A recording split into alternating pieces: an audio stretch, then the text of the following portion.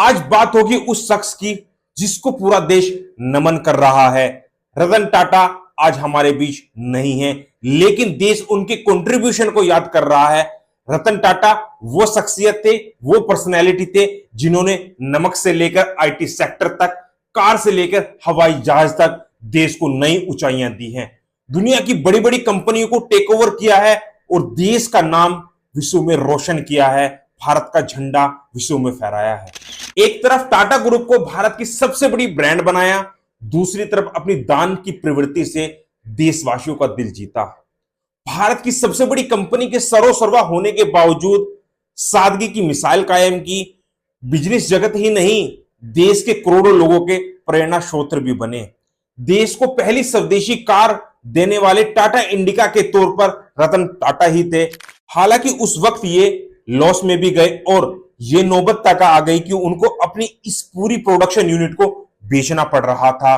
वो Ford company के हाथों बेचने के लिए तैयार भी हो गए थे, लेकिन उस वक्त के फोर्ड चेयरमैन रहे उस शख्स ने उनसे कहा कि जब आपको बिजनेस की नॉलेज ही नहीं थी तो आपने इस तरह का बिजनेस अपने हाथों में क्यों लिया। वो बात कहीं ना कहीं रतन टाटा के दिल को चुभ गई और उन्होंने अपनी इस प्रोडक्शन यूनिट को बेचने का जो डिसीजन था वो कैंसिल किया। और जब 9 साल के उपरांत ही फोर्ड कंपनी बैंकरप्ट होने की कगार पर आ गई, उनकी यह नौबत आ गई, उस वक्त रतन टाटा ने उनकी 2 बड़ी प्रोडक्शन यूनिट को, कंपनी को टेक ओवर किया, टेक्नोलॉजी को ट्रांसफर किया। वो थी जैगवार और रेंज रोवर। अब बात करते हैं रतन टाटा के निजी जीवन के बारे में।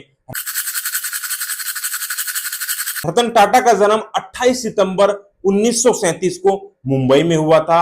रतन टाटा नवल टाटा और सोना टाटा के घर पर पैदा हुए थे। उनकी परवरिश उनकी दादी ने की थी।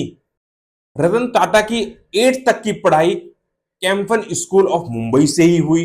उसके बाद कैथेड्रल स्कूल गए। इसके बाद रतन टाटा शिमला चले गए, अपनी स्कूलिंग पढ़ाई को पूरा किया और 1955 में न्यूयॉर्क से ग्रेजुएट किया। इसके बाद वे 1959 में अमेरिका के लिए कैनल यूनिवर्सिटी से एग्रीकल्चर और स्ट्रक्चरल इंजीनियरिंग की डिग्री हासिल की।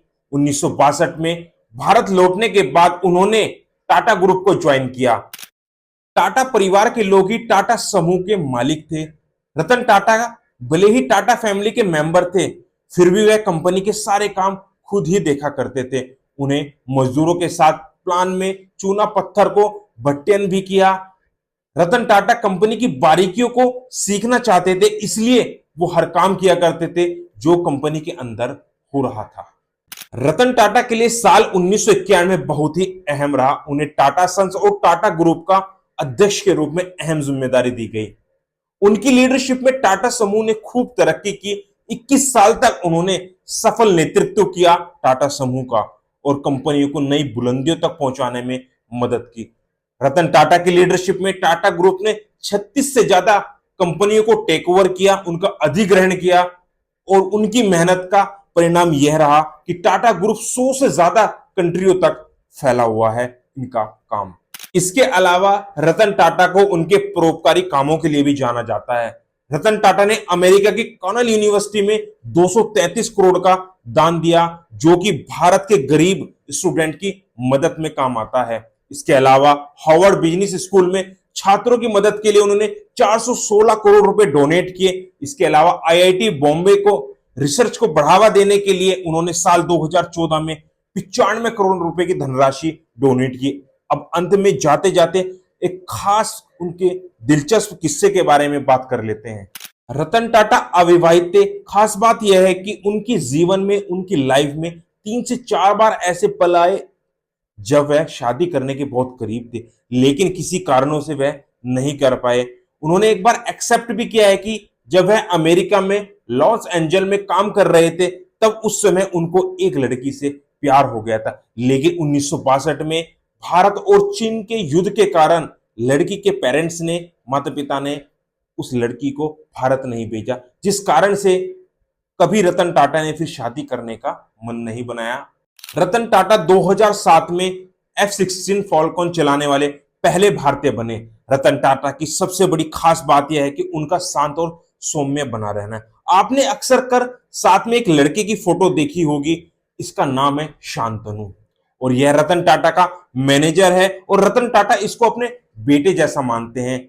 शांतनु रतन टाटा के कारोबार के साथ साथ उनके निवेश को भी देखा करते हैं।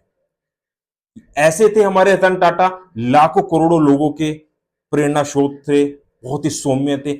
आपने उनके इस पूरे जीवन प्रकरण को समझा, कहां उनको लव हुआ, किस तरीके से उन्होंने अपने बिजनेस को बुलंदियों तक लेके गए और क्या क्या उन्होंने ड्रॉबैक्स देखे। तो इनके इस पूरे जीवन से हमें बहुत सारी नॉलेज, बहुत सारी चीजें सीखने को मिलती हैं। रतन टाटा सर सभी भारतीयों के दिलों में हमेशा जिंदा रहेंगे। मैं उनको अपनी तरफ से भावभीन श्रद्धांजलि अर्पित करता हूं।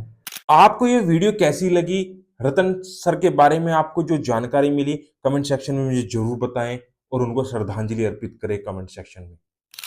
जय हिंद, जय